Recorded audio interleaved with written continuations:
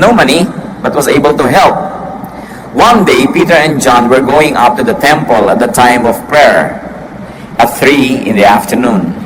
Now a man crippled from birth was being carried to the temple gate called Beautiful, where he was put every day to beg from those going into the temple courts.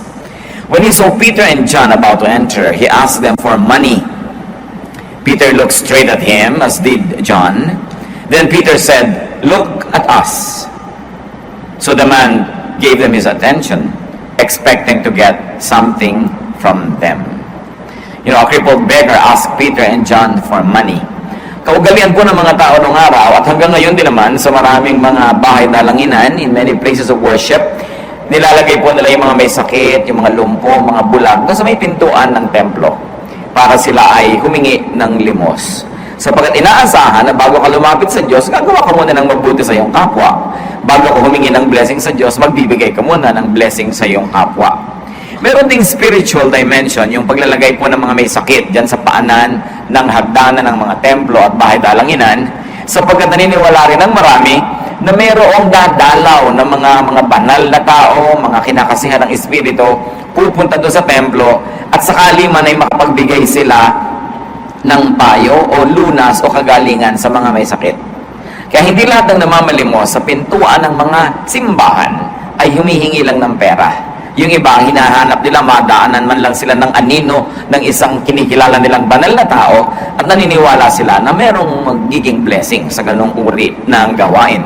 The Bible is silent about approving or disapproving that kind of practice, but we are just citing a very truthful and a very factual historical occurrence that these sick people are being placed at the temple gates to seek alms, and not only money, sometimes food, and very often spiritual blessing. And so this was the case of this crippled man. Mula pagkabata ay lumpo na ang lalaking ito, kaya lumaki na lang siya sa awa ng iba. Hindi natin alam kung mga kamag-anak niya ay nagdadala sa kanya, ulila ba siya o ano, pero itinuturo lagi sa kultura ng mga Israelita na maging matulungin sa mga kapuspalad. Kaya merong nagdadala sa kanya, i-deliver siya doon sa may pintuan, sa may hagdanan ng templo, araw-araw para siya mamalimos. The Israelites went to the temple 5 times a day to pray. Sa maraming pagkakataon na siya ay matulungan. At ipinakikilala ang espiritualidad kasama ng mabubuting gawa sa mga kawawa, sa mga hikahos at mga may sakit. Nung dumadaan itong si Pedro at itong si John, ay humingi sa kanila ng limos itong lalaking ito. Pera ang hinihingi niya, at siya ay nagulat nang sinabi ni Pedro, "Tumingin ka sa akin, tumingin ka sa amin, titigan mo kami, may sasabihin kami sa iyo." Akala niya malaking pera ang ibibigay. Acts 3, 6-8. Then Peter said, "Silver or gold I do not have, but what I have I give you. In the name of Jesus Christ of Nazareth, walk." Siguro yung first part ng sentence niya ay nakaka-disappoint doon sa lalaki. Sabi, wala kaming pera, wala kaming kapera-pera. Pero kung anong meron kami, yun ay ibibigay namin sa iyo. Sa ngalan ni Jesus na taga Nazareth, maglakad ka. Tumayo ka, gumaling ka dyan, at nang hindi ka na kailangang mamalimos pa. Acts 3, 6-8. Taking him by the right hand, he helped him up, and instantly the man's feet and ankles became strong. He jumped to his feet and began to walk. Then he went with them into the temple courts, walking and jumping and praising God. A very wonderful event occurring at the very gates of the temple. Sabi, wala kaming pera, yung hinihingi mo wala kami, pero meron kang hiningi na meron, hindi hiningi, yun ang meron kami. Meron kaming kapangyarihan ni Kristo. At sa pangalan niya, inuutusan ka namin, tumindig ka dyan at maglakad ka. At tapos inabot nila ng kamay itong crippled man at itinulungang tumayo. At ganun din sa panahon na yon, doon ding oras na yon, gumaling ang kanyang karamdaman. Siya hindi lang nakalakad, nagtatatalon pa, nagsasasayaw, sumunod sa kanila papasok sa templo. So Peter and John had no money, therefore they gave no money. But they gave the power of Jesus Christ. And they gave their hands to help the beggar stand up. That's what they had. They had hands, they had spiritual power in the name of Jesus. That's what they gave. Peter and John gave what they had, company. fellowship. Matapos na tumayo ang lalaking ito, sinama nila, pumasok sa loob. For the first time sa buhay niya, nakapasok siya sa loob ng templo kasi hanggang pinto lang siya. So binigyan ni Pedro at ni Juan itong lalaking ito kung anong meron pa sila, yung kakayahan na sumama at samahan ng lalaking ito. They gave company and fellowship. And this is a great gift to an isolated and a lonely man. Kung kayo ay isang lumpo na hindi nakakapunta sa gusto niyong puntahan, kung binuhat kayo at iniwan kayo sa isang lugar, at kung hindi pa kayo kunin doon na hindi kayo makakalis doon, you must have a rather miserable life. Hindi kayo nakakapili na makakausap, yun lamang gustong lumapit sa inyong makakausap nyo, hindi kayo pwedeng lumapit sa gusto nyong lapitan. So ano pang kailangan ng taong ito? Companionship. Kailangan niyang makasama, magkaroon siya ng mga kagrupo, maging miyembro siya ng isang grupo. And that was one instance when money would have been the least meaningful gift. Maaaring sa buhay niya, nasaya na siya na ang climax ng buhay niya, magkano bang napalimos niya, magkano bang naibigay sa kanya ng mga naaawa, at ang nagiging kahulugan ng buhay niya ay kung magkano ang kanyang kinita. But that one day, all that money that he could ever ask from people and beg for became meaningless. Because now he never needed anymore to beg because he got infinitely more. Kung minsan, humihingi tayo ng pera sa tao, yung pala meron pa siyang ibang mas magandang maibibigay sa atin. At akala natin kung nakuha na natin yung pera na yon ay panalo na tayo. Ganyan din yung mga kuminsan ang dadaya. Gagawin kang business partner, bala ka lang dayain. Pag nakuha yung pera mo, akala niya nakaisa na siya. Pero kung sakasakali pala na naging patuloy ang inyong pagkakaibigan at partnership, mas marami pa siyang kikitain na kasama mo kesa sa inisahan kanya na ganon. Merong mga nagnanakaw, merong mga gumagawa ng masama, o kaya pipilitin nila na makuha nila yung pera ng kapwa nila, yung parte nila, mana nila, hindi nila alam kung natuwa pala yung kapwa nila na yun sa kanila, mas malaki pa ang naghihintay sa kanilang gantimpala. There are times when money is the least that we could get and receive from people. That's why we must have the spiritual discernment to know when money is not what it counts. Now, lack of money does not have to be equated with inability to help. Isa yan sa nakita po natin na napaka-practical na katotohanan. It doesn't mean inability to give. Pag wala kang pera, hindi ibig sabihin wala ka nang pwedeng ibigay, na wala ka nang pwedeng magawa, na magiging baliwala ka na. So what is important for us is to take stock of what you have and give it. Give from it. Ano bang meron ka? Ano ba ang pwede mong ibigay sa nangangailangan? Ano ba ang pwede mong ibigay sa isang organisasyon na gusto mong tulungan? Ano ba pwede mong ibigay sa isang church? Sa iyong bayan, marami pa. Punong-puno po ang Biblia ng mga kautusan at mga katuruan tungkol sa pagbibigay ng kung anong meron ka.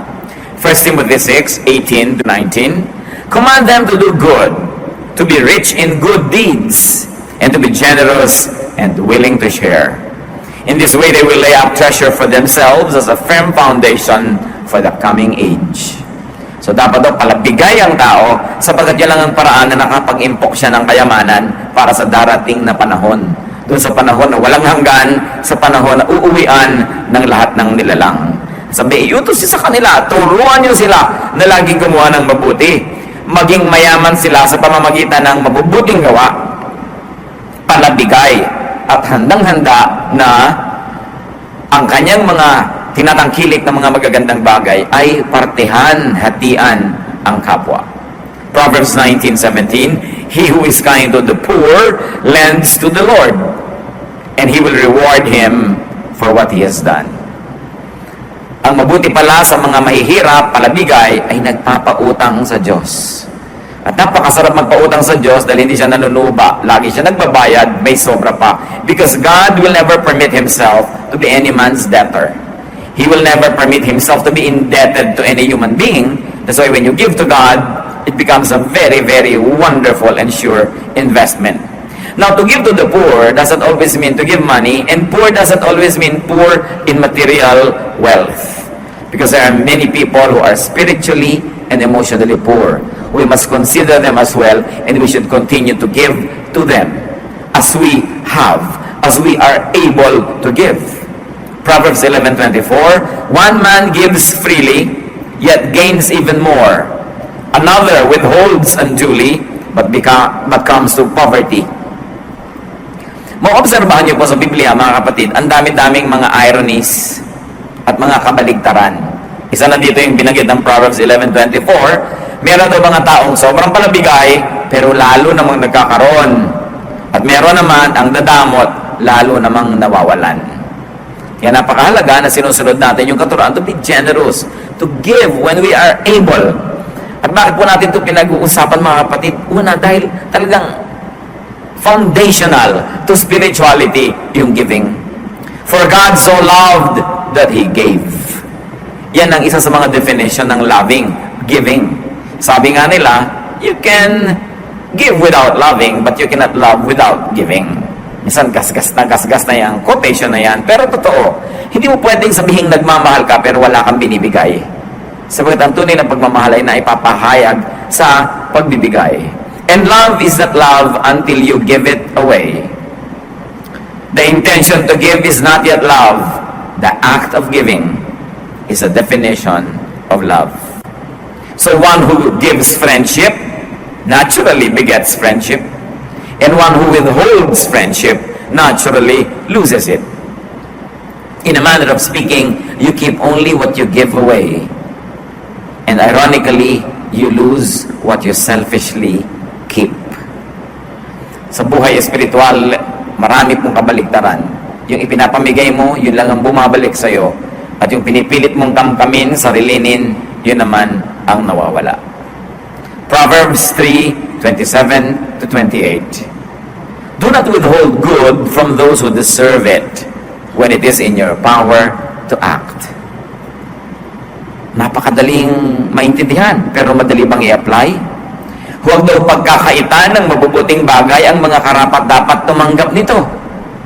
Sabi natin, syempre naman. Pero tanong, meron kayong kilala, kaibigan, meron kayong kapatid sa Panginoon, merong tindahan, naghihirap siyang mimili, magtinda, pinagtutubo niyo ba o hingi kayo ng hingi ng discount? The person na namumuhunan deserves to profit. Kaya nga siya nagpapagod, gumigising ng maaga, nagtitinda para siya tumubo. Tapos wala kang gagawin kundi humingi ng discount. Pag merong ahente na nagbebenta sa'yo ng kotse, ng lupa, ng insurance, alam ko may komisyon ka dyan. Hati na lang tayo sa komisyon mo, bawasan mo naman yung komisyon mo. Kaya nga siya nagtitinda niyan para siya magka-komisyon, tapos hihingin mo yung komisyon niya. That is withholding something from the one who deserves it. Because the person works. And when you plant, you harvest. When you work, you benefit from your work. Nobody plants without the promise of being partakers of the harvest. Maraming mga ganon. Deserve nila, inaalis natin yung dapat sana ay sa kanila. Yung mabuti sa atin, they deserve na gawa natin ang mabuti. Yung nagbibigay sa atin, they deserve na suklian natin yan. When people have earned it. Sasabihin pa natin, pambira naman yung doktor na yun. 3 minuto lang akong tiningnan, tapos 500 ang bayad. 9 na taon naman nag-aaral yun, ano?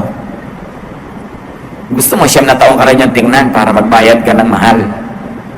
Sabi mo, sandali lang akong tiningnan. Pero ang tagal yung pinag-aralan kung paano ka titingnan. Kasi mo, gusto mo, 3 minuto kang tinignan, 3 piso ibabayad mo sa kanya. Ay, ang mahal-mahal ng puhunan niya sa pag-aaral. Minsan we have misplaced values. Akala natin ganun lang yon. Pero syempre, pag espesyalista, bayaran mo ng mahal. Quality is expensive. Merong gusto, ang ganda-ganda ng bibilin, ayaw naman magbayad. Tatandaan natin yun, reward people who work. Make it a habit to reward people who work. And one of that is to allow them to earn. What can we give to people? Nakita niyo po si Peter and John, ibinigay nila yung nasa kanila, kapangyarihan na spiritual, at yung mga kamay nila na pwede nilang iabot. Meron sila nun eh. At yung oras nila para makisalamuha, makipagmabutihan, makipag-fellowship doon sa taong hindi pa naranasan kahit kailan na may makasama at pumunta doon sa loob ng templo. Sa atin ngayon, what can we give to people? And I like you to think of people you love, those who love you, those who are good to you, and those who you think you are good to. We have to give people attention. Ang kakulangan sa atensyon ng isa sa mga pinakamalaking karukhaan ng tao ngayon kulang na kulang sa pansin. Marami ngayong mga bata lumalaki, isa lang yung magulang na kasama sa bahay dahil nagtatrabaho sa malayong bayan. Kung isa nga, parehong wala pa, kulang sa pansin. Maraming mga asawa, kulang sa pansin. Maraming mga magulang, kulang na kulang sa pansin. Ewan ko lang kung i-score natin yung sarili nyo ba, masasabi yung kulang ka sa pansin? Marami nun, kung aaminin lang natin yon. We always think we get less attention than we deserve or less than we want. So it's an epidemic. But it's so sad when it's your very husband or wife, your very girlfriend or boyfriend, your very friend, your very relative, your very office mate, housemate, classmate, yung hindi natin nabibigyan ng attention. We can write, we can call, madali mag-text, and some even YM, mag-chat, so that we can minister to give comfort. You can give comfort. We can give company. It's very important to give people companionship. We can give them connectedness and connection. People like to connect, so they like na may kasama, may kausap, may kasabay. People need affirmation, and we can even give them entertainment. When there's too much to worry about and to think about that they're already at the brink of probably destroying themselves or being destroyed, then people need to be entertained. Kailangang malibang, maaliw, kailangang ilayo ang iniisip sa mga nagpapabigat sa kanilang buhay. At lahat ng yan ay dapat at kailangan nating ibinibigay sa ating kapwa. 2 Corinthians 1:4, God comforts us in all our troubles so that we can comfort those in any trouble with the comfort we ourselves have received from God. Tayo daw ay binibigyan ng Diyos ng ginhawa at nang sa ganoon ay makapagbigay din tayo ng ginhawa sa mga nangangailangan nito. Sa makatuwid, ang ginhawa na ating tinatamasa ay hindi lang para sa atin. Ito ay binibigay din ng Diyos para tayo naman ang magbigay nito sa mas nangangailangan pa. So whenever you are not very needy of comfort, it means that you are positioned to be the giver of it. Dalawa lang naman yan eh. Kayo yung talagang kailangan yung may magpaginhawa sa inyo, magpaluwag ng loob, mag-minister sa inyo, magpalakas ng loob. Pero kung hindi ganun ang ating kalagayan, salamat. Pero ang ibig sabihin, tayo naman ang dapat naghahanap ng mapagbibigyan natin ng ganong ginhawa. Job 2:11, when Job's 3 friends heard about all the troubles that had come upon him, they set out from their homes and met together by agreement to go and sympathize with him and comfort him. Alam natin ang kasaysayan ni Job, napakayaman, napakasikat, pero lahat ng pagpapalang ito nawala sa isang iglap. Namatay ang mga anak, naglaho ang mga kayamanan, nabalot ng galis ang kanyang katawan, nagkaroon siya ng sakit. Yung tatlong kaibigan niya, nag-usap-usap, nagkita, naglakbay ng malayo para makiupo sa kanya doon sa mga abo. Kaugalian nun, umuupo sila sa abo pagka sila ay nagdadalamati. When they are mourning, they sit in ashes. Not to mention the fact that Job was covered with sores and wounds and he needed this disinfectant, mga ash, to cover his open wounds. But they sat with him 7 days, not saying anything, just providing the ministry of presence. Mga kapatid, presence is a very powerful ministry. Hindi mo na kailangan pa magsalita, hindi mo kailangan mag-moralize, hindi mo kailangan mag-philosophize. Just be there when people are sick, when people are lonely, when people are needy, when they are dejected and rejected, when they are frustrated with life. Just be there. And there's power from your presence that could minister to the person. Kaya talagang binibigyan natin ng panahon yung ganong uri ng ministry. We can give people companionship. Magkakamag-anak na itong mga pinag-uusapan natin. Companionship is one of the deepest needs of man. And most of the time, it is never met adequately. Matthew 26:36-38. Then Jesus went with his disciples to a place called Gethsemane. And he said to them, "Sit here while I go over there and pray." He took Peter and the 2 sons of Zebedee along with him, and he began to be sorrowful and troubled. Then he said to them, "My soul is overwhelmed with sorrow to the point of death. Stay here and keep watch with me. Napakalalim na maaari po nating mapag-aralan dito sa hiniling na ito ng Panginoong Yesus sa kanyang mga disciples. You will imagine Jesus of Nazareth. You will imagine the power that was in Him. He was driving out demons, healing the sick, raising the dead. Pero sabi niya sa kanyang mga kasama, sobra ako namimigati, sobra ako nalulungkot, ang bigat-bigat ng kalooban ko, damayan niyo ako. Dito kayo, samahan ninyo ako. Kung si Jesus nangangailangan ng kasama, lalo sa ganung mga malulungkot na panahon, at kung siya'y marunong malungkot, mangulila, humiling ng mga kakasama, hindi lalo naman tayong lahat. Kailangan natin yon. Kaya kailangan marunong tayong makiramdam. Kung minsan may magte-text sa'yo, musta? Actually, siya ang nangangailangan makumusta. Hindi mo kinukumusta, kaya siya nagpapadala sa'yo ng musta. Sasagot ka naman, sa. Papilosopuhin mo pa. O kaya, isa mo, okay. Tapos na. Wala ka walang tanong, ikaw, kumusta? Mga kapatid, pag may nangungumusta sa inyo, 99% of the time, siya ang nangangailangang makumusta. Pinapaalala sa inyo, hoy, buhay ako, kumustahin mo naman ako. Sasagutin niya naman, ikaw, kumusta ka? Hindi lang, tapos na. Nangangailangan yon. Sabi niya, my soul is overwhelmed with sorrow. Karamay. Makikiramdam tayo sa tao. Kung minsan sabihin niya, uy, kain naman tayo sa ganon. Tama pa na nga, kakain ka pa. Yung pasasabihin mo.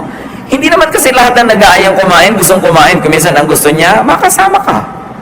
Wala lang excuse. Yung mga pakapi-kapi, coffee tayo. Gusto ba naman talaga ng tao katapat-takot na caffeine sa loob ng katawan niya? Kaya lang, ano sasabihin niya? Magtinginan tayo? Mag-usap tayo? Kaya excuse lang yon para meron kayong magawa because probably they like your company or they need your company. So you don't just dismiss readily what people ask you to do with them because behind and beneath the surface could be a deeper need. And we, especially the people of God who profess to be Spirit-led, must be sensitive to the needs of people. Hindi yung gusto lang natin silang i-Bible study, gusto lang natin silang sermonan, gusto lang natin silang payuhan. Tapos, pagka naman kailangan nila yung mga moments na may kausap, kasama, kaulaya, wala ka naman. Napakahalaga nitong ganitong presence.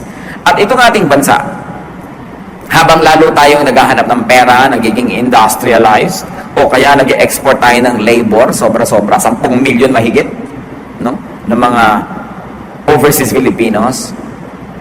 Sa bawat isang umaalis, ilan ang nangungulila na asawa, ina, anak, kapatid, ama, kaibigan, kapitbahay, ang dami.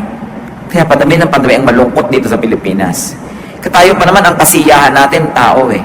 Talagang pag may tao, masaya na tayo dyan. Eh yung mga tao nang nawawala. Kaya yung mga natitira, kailangan nagtutulungan lalo. And we minister to one another. It's greater than the ministry na sabihin mo gagawa ka ng kung ano ng great religious activities. Because the ministry that really pleases the Lord is a ministry that touches the heart. The ministry that comforts the afflicted, that gives comfort to the wounded, and healing to those who are sick. And many people are so emotionally sick. Many times we are so sick as well that we forget that the others are sick also. Na humahanap na lang tayo ng atensyon, nalilimutan natin yung pinaghahanapan natin nun, nangangailangan din. Na ang tunay na pagmamahalan ay kahit nabibigatan ako sa dala ko, tinutulungan pa rin kita sa dala mo. Na kahit meron ako mga problema dito, nakikisali pa rin ako sa problema mo. Na hindi ko hihintayin na maging problem-free ang buhay ko para ako magsimula na magbigay ng attention sa'yo. Because people are very needy of attention. Of course, we can also give counsel. Proverbs 27:9, perfume and incense bring joy to the heart, and the pleasantness of one's friend springs from his earnest counsel.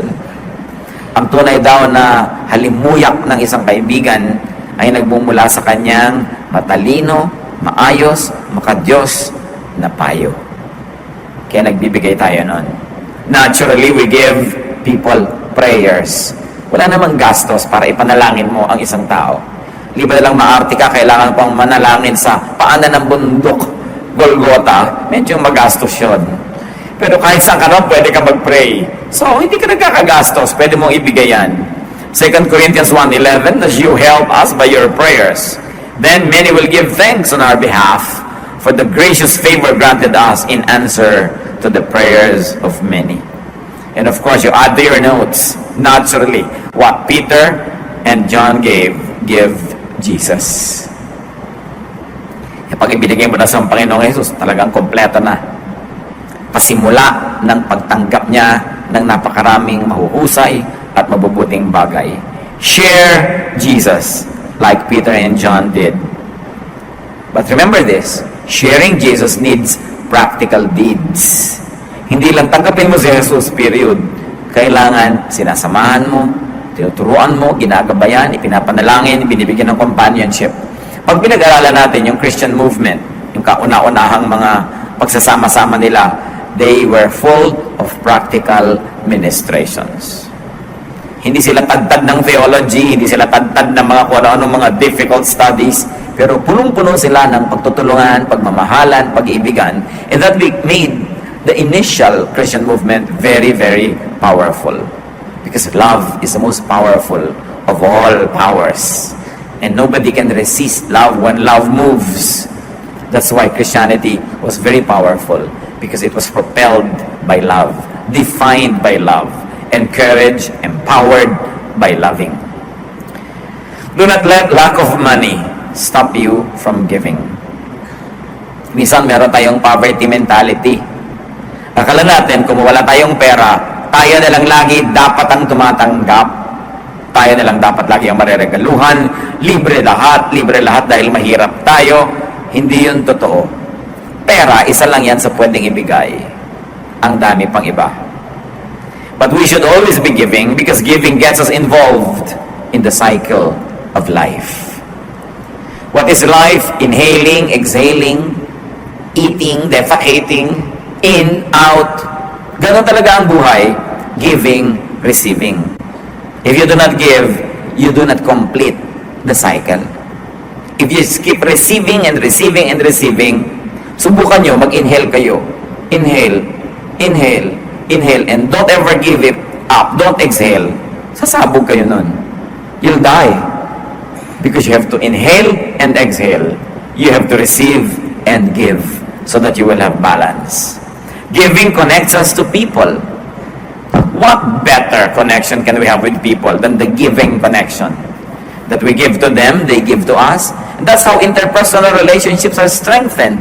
When we become interdependent, not overly dependent, but we need people and people need us. We give to them and they give to us. That's what the city is all about.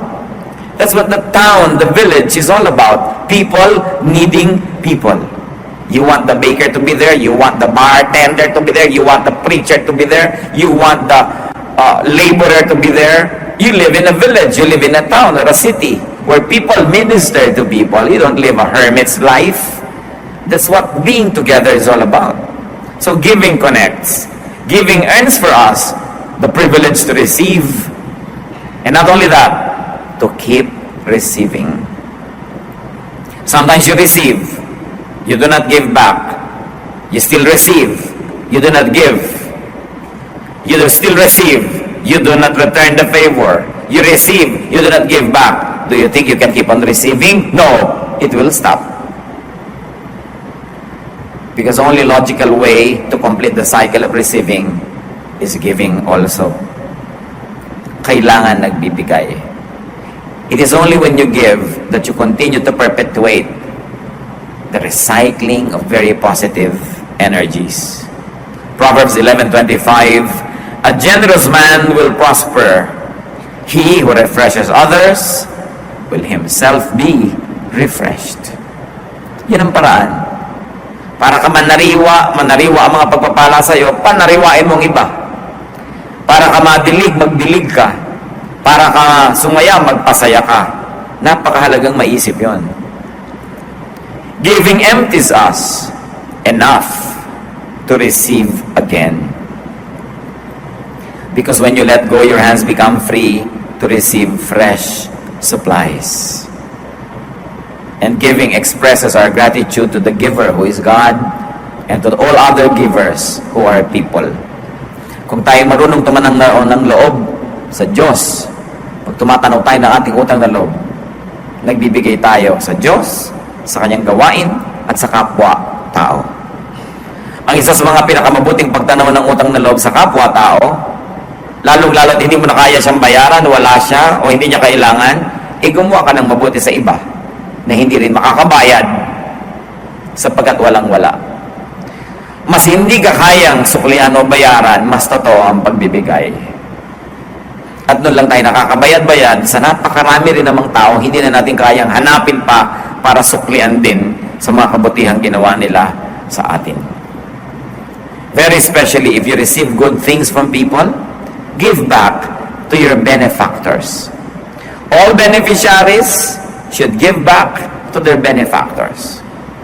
Sometimes you cannot give back money, but even money is a temporary issue.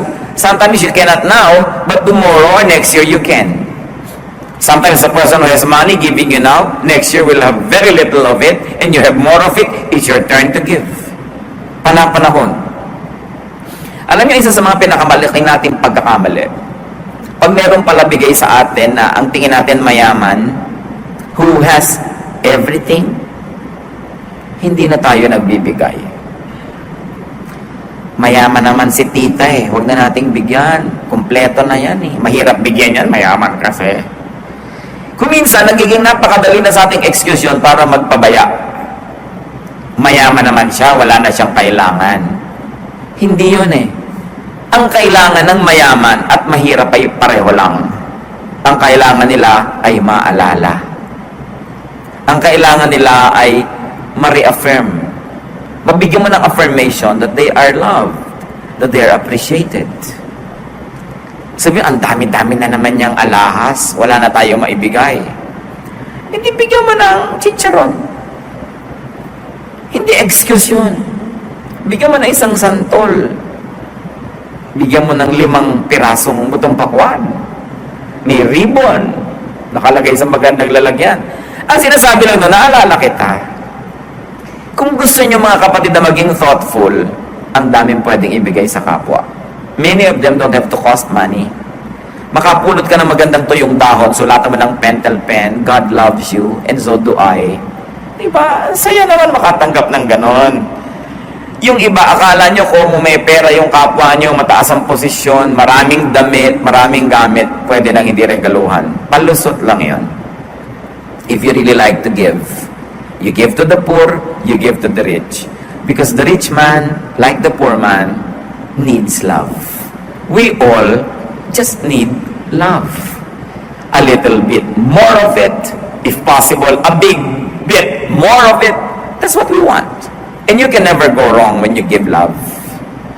At yan kuminsan ang problema na hindi naman dali-dali at madaling isinisiwalat ng mga makapangyarihan, sikat o mayaman. That the relatives, their friends, and people around them don't give them anything anymore just because they think they are self-sufficient. No man is an island, therefore no person is self-sufficient. Ang lahat, kailangan ng kahit konting pagtingin. Kahit pa sila, mga sasabihin nyo, makapangyarihan. And a person who gives will not run out of goods and will not run out of friends. It is the selfish who runs out of love. Yung makasarili, ang meron ng kaibigan, nawawala pa. Meron ng nagmamahal, nawawala pa. Kasi ang pagmamahal man, humihingi rin ng katapat na pagmamahal. Ang text naghihintay ng sagot, di ba? Ang sulat naghihintay ng sagot. Yung ginagawa mo na pagbibigay ng mabuti sa iyong kapwa, aminin mo ba't hindi, naghihintay ka rin ng sukli. Kahit yun ay thank you, kahit yun ay isang kiss, kahit yun ay kotse o bahay o anuman, dapat sinusuklian. At hindi lang pera ang panukli. Actually, yun talaga pinag-uusapan natin dito. Don't ever have the excuse that just because you don't have enough money, you are already free from your obligation to be nice. Na magsukli. Give what you have. Tulad nila Peter. If not money, then service. 1 Peter 4:10, Each one should use whatever gift he has received to serve others, faithfully administering God's grace in its various forms. Madalas mangyari ito sa magkakapatid. May sakit ang magulang nyo. Hili-hilian kung sino magpapa-ospital. Pakiramdaman kung sino ang pinaka hindi makakatiis. Bumubula na yung bibig ng magulang, nangingisay na, kulay asul na. Wala pang nangunguna kasi kung sino magdala sa ospital, siyang magbabayad. Pakiramdaman. Mga kapatid, siguro hindi naman mahirap isipin ganito. Natural, yung mas maraming pera, yun ang meron siya eh. Siguro mas maaasahan talaga na siya ang magbibigay. Pero ikaw na walang pera, di ikaw ang magbantay. Ikaw na yung magpabarot pa rito, mag-ayos-ayos. Kasi wala ka na ng kontribusyon na pera. Give service.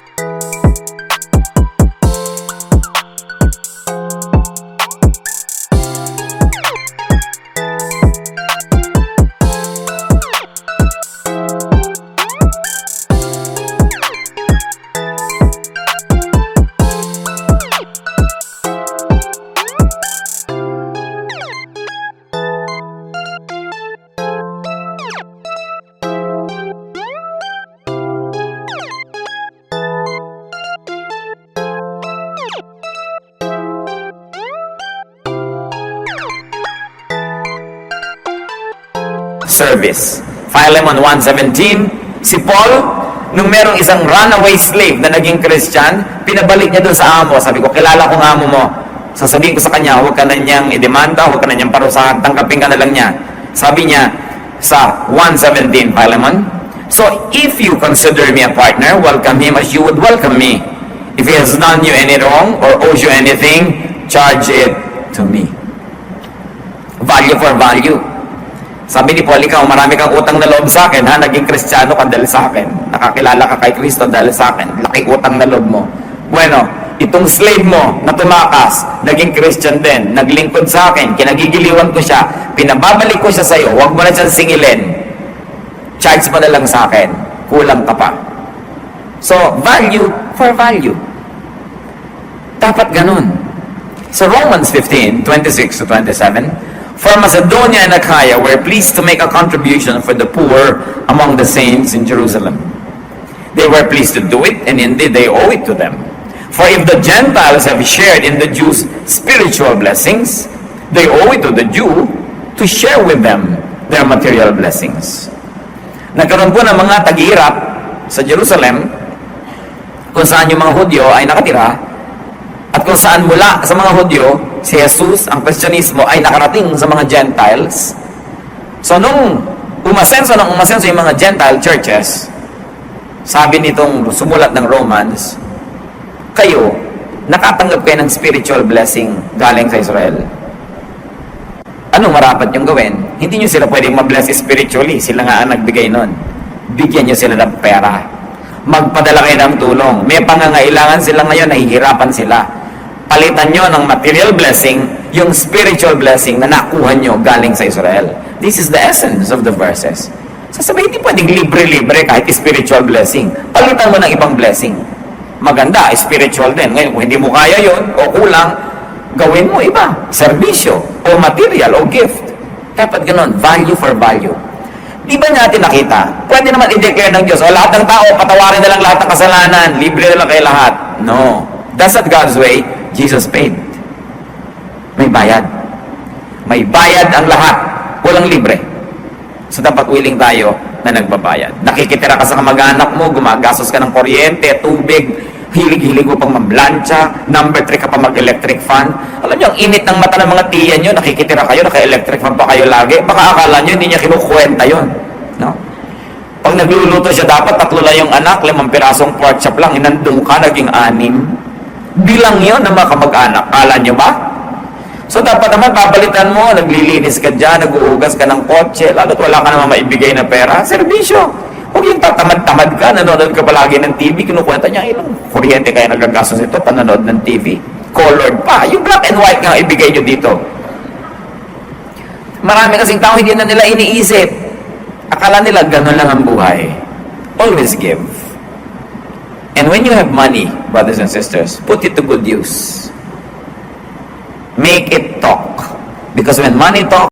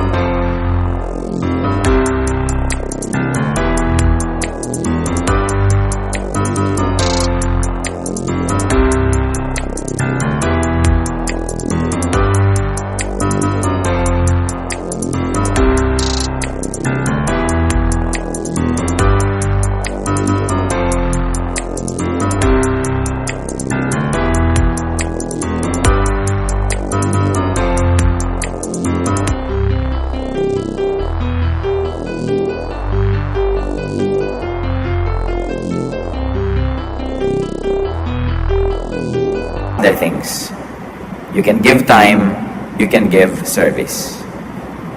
Pero alam nyo, sabi nga ng isang kababata ko, sabi niya, ang sarap ipakisama ang pera. Totoo nga naman, yung nakikisama ka, yung bunutan, parang bilis-bilis mong magbunot ng pitaka. Hindi yung bayaran talagang hindi mo magbunot-bunot, laging minauna na. Yung parang kakainisan ka na niya, di ka na isasama next time. Dapat ang bilis-bilis mong bumunot. Yan ang pinakamasarap ipakisama, pera. Hindi ang kunat-kunat mo. Pinapakilos mo yan. It oils the entire machinery. And it can do lots of good things and lots of wonders. Money opens doors. Money makes people smile. They give you the extra mile. So why don't you make it work? Especially if you have it. What do you give? Those who love you. What don't you give? Those who love you. Maganda siguro pag-isip-isipan natin yan. Meron ba tayong mga napapabayaan na suklian, mahalin? Kung hindi pera, service, attention, we always have something to give. And the least is time. Diyan tayo equal. Everybody has 24 hours a day. And time is one of the best gifts you could give to people. You cannot give it to everybody. You cannot give it every time. But we must be discerning when we must spend time with people because they need us. It's very important. Diyos namin sa langit, turuan niyo kami, Lord, maging sensitive. Na sa patuloy namin pag-aaral ng iyong salita, ang maging bunga nito mas maging mabuti, mabait, mapagbigay, palabigay kami sa aming kapwa, lalo sa mga pinagkakautangan namin ng loob, lalo sa mga mabuti sa amin. Turuan mo rin kami, Lord, na maging mapagbigay kahit sa mga hindi naging mabuti sa amin, kahit sa mga hindi namin kakilala. Panginoon, turuan mo kami, Lord, na matranscend namin yung selfishness, that we feel what people feel, at huwag namin panghinayangan yung ibibigay namin sa kanila dahil kaya lang naman kami meron. Nauna na kayo, binigyan nyo na kami. Teach us not to be selfish, but to be generous. Because it is in generosity